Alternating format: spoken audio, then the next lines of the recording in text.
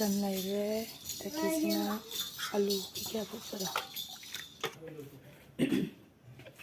ꯍꯥꯏ ꯃꯌꯥꯝ ꯉꯁꯤꯗꯤ ꯊꯔꯣꯏ ꯊꯣꯡꯕ ꯃꯌꯥꯝꯅ ꯑꯗꯨꯝ ꯇꯣꯏꯅ ꯊꯔꯣꯏ ꯊꯣꯡꯕ ꯆꯥꯕꯤꯔꯣꯏꯗ ꯆꯥꯖꯔꯒꯦ ꯑꯩ ꯏꯁꯥꯕꯨꯗꯤ ꯑꯗꯨꯝ ꯉꯝꯕ ꯍꯥꯟꯅ ꯅꯥꯕꯗꯣ ꯑꯃꯨꯛ ꯐꯔꯦ ꯑꯃꯨꯛ ꯅꯥꯏ ꯑꯗꯣ ꯑꯗꯨꯝ ꯅꯥꯔꯁꯨ ꯅꯥꯅ ꯈꯣꯟ ꯁꯤꯕ ꯈꯛꯇ ꯉꯥꯏꯔꯦ ꯑꯗꯨꯅ ꯁꯤꯁꯦ ꯉꯁꯤꯗꯤ ꯊꯔꯣꯏ ꯊꯣꯡꯕ ꯑꯣꯏꯅ ꯍꯦꯛꯇ ꯆꯥꯔꯒꯦ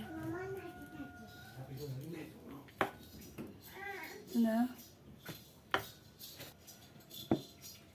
이상한 동자분이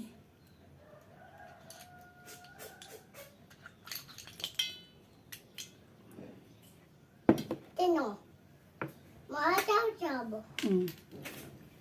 Henang coba. Henang coba. 하면 떠오래 엄마. 아버 야오게는 내가 떠오래. 하고 내꺼. 내봐. 엄마. 하면 떠오고. Henang. mayam. 엄마가 throy 짜가니? 시작해. 뭐? 뭐렇게? 잘 좀 봐. 이거. 그냥 다니자. 자 좀 봐. 자.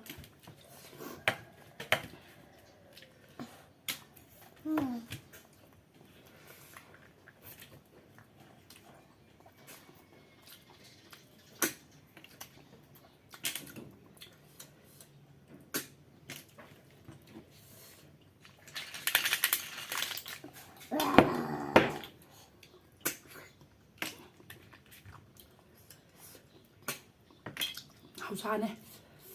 지만 얘들 봤더니 ꯃꯌꯥꯝ ꯍꯔꯥꯎ ꯌꯥꯗꯦ ꯑꯉꯥꯡꯁꯦ ꯄꯤꯕꯅꯤꯅ ꯑꯗꯨꯝ ꯃꯌꯥꯝꯅꯁꯨ ꯆꯥꯕ ꯂꯦꯞꯄꯤꯗꯣ ꯀꯩꯒꯤꯅꯣꯁꯨ ꯌꯥꯝ ꯇꯣꯏꯅ ꯍꯪꯕꯗꯨꯗ ꯑꯩ ꯅꯨꯡꯉꯥꯏꯇꯕ ꯑꯗꯩꯗꯤ ꯑꯩ ꯏꯃꯥꯟꯅꯕꯤ ꯑꯗꯩꯗꯤ ꯑꯩꯒꯤ ꯁꯕꯁꯀ꯭ꯔꯥꯏꯕꯔ ꯑꯩꯒꯤ ꯀꯩꯅꯣ ꯑꯣꯏꯕꯤꯕꯁꯤꯡꯗꯨꯅꯁꯨ ꯌꯥꯝ ꯇꯣꯏꯅ ꯚꯤꯗꯤꯑꯣ ꯂꯦꯞꯄꯗꯣ ꯅꯨꯡꯉꯥꯏꯇꯦ ꯈꯣꯠꯇꯦ ꯆꯥꯕꯤꯔꯛꯑꯣ ꯍꯥꯏ ꯑꯗꯨꯗ ꯑꯩꯁꯨ ꯑꯗꯨꯝ ꯅꯥꯕꯁꯨ ꯑꯗꯨꯝ ꯐꯔꯕꯁꯤꯕꯨ ꯈꯣꯟ ꯈꯤꯇꯪ ꯁꯤꯕꯁꯤꯕꯨ ꯀꯩꯗꯧꯋꯦꯒꯦꯅ ꯆꯥꯕ ꯑꯗꯨꯝ ꯍꯧꯖꯔꯕꯅꯦ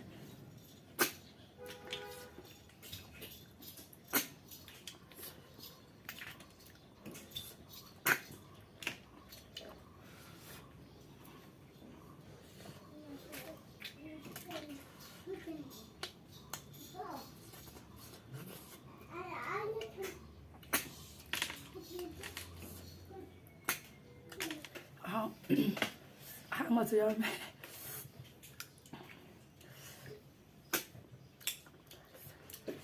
좀 동안 야왜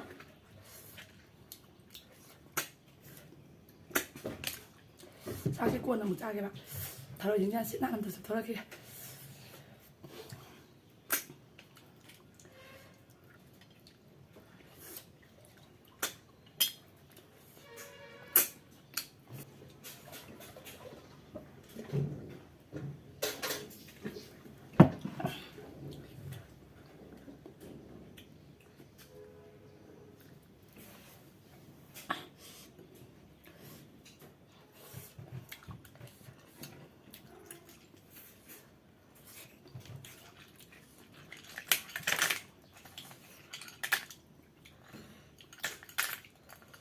레몬을 마시나 자 가면 또 줘.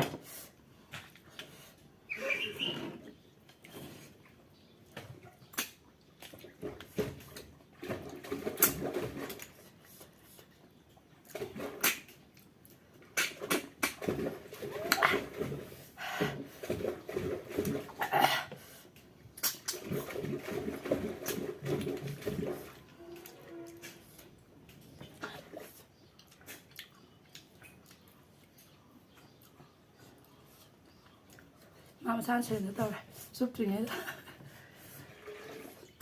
mama cái video đó đấy anh đang thở chụp tay bị đã có tầm cháu anh là chụp bao nhiêu này mà mày em là năng chụp bộ là tôi phải bữa ấy một tí em sai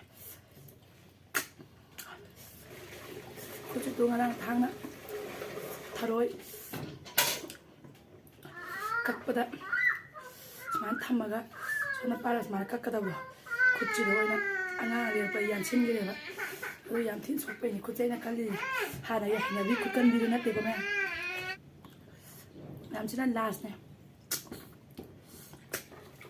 ꯑꯗꯣ ꯃꯃꯥꯏꯗꯣ ꯌꯥꯎꯕꯅꯤꯅ ꯊꯤꯔꯒ ꯑꯣꯏꯅ ꯍꯩꯖꯔꯒꯦ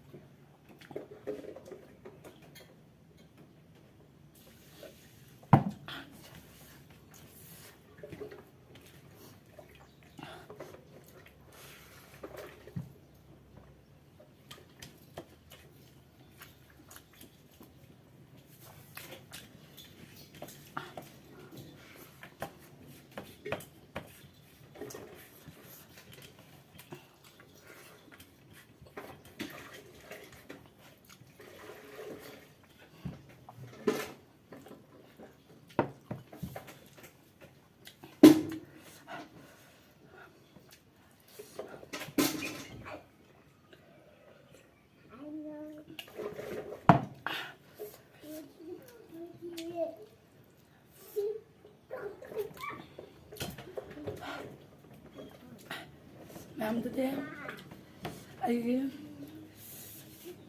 ꯚꯤꯗꯤꯑꯣꯁꯦ ꯃꯇꯥꯡ ꯁ꯭ꯋꯥꯏꯗ ꯂꯣꯏꯁꯤꯟꯖꯔꯒꯦ ꯑꯩꯕꯨ support ꯇꯧꯕꯤꯕ ꯂꯦꯞꯄꯤꯒꯅꯨ ꯃꯌꯥꯝ ꯑꯩꯒꯤ ꯆꯦꯅꯦꯜꯁꯤꯕꯨ ꯑꯅꯧꯕ ꯊꯦꯡꯅꯕ ꯃꯤꯁꯤꯡꯅꯁꯨ ꯂꯥꯏꯛ ꯁꯤꯌꯔ ꯁꯕꯁꯀ꯭ꯔꯥꯏꯕ ꯇꯧꯕ ꯀꯥꯎꯕꯤꯔꯝꯒꯅꯨ ꯃꯌꯥꯝꯅ ꯄꯤꯖꯅꯤꯡꯕ ꯃꯊꯦꯜ ꯆꯥꯍꯟꯅꯤꯡꯕ ꯃꯊꯦꯜ ꯑꯩꯒꯤ ꯀꯃꯦꯟ ꯕꯣꯛꯁꯇ ꯑꯗꯨꯝ ꯍꯥꯞꯄꯤꯔꯝꯃꯣ ꯑꯩꯉꯣꯟꯗ ꯀꯃꯦꯟꯗ ꯑꯗꯨꯝ ꯍꯥꯏꯕꯤꯔꯛꯑꯣ ꯑꯗꯨꯒ ꯑꯩ ꯑꯗꯨꯝ ꯃꯌꯥꯝꯒꯤ ꯃꯄꯨꯡ ꯐꯥꯅ ꯁꯦꯕꯥ ꯇꯧꯕ ꯉꯝꯕ ꯑꯣꯏꯖꯒꯦ ꯉꯁꯤꯒꯤꯗꯤ ꯃꯇꯥꯡ ꯁ꯭ꯋꯥꯏꯗ ꯑꯩ ꯚꯤꯗꯤꯑꯣꯁꯦ ꯂꯣꯏꯁꯤꯟꯖꯔꯦ ꯈꯨꯔꯨꯝꯖꯔꯤ ꯃꯌꯥꯝꯕꯨ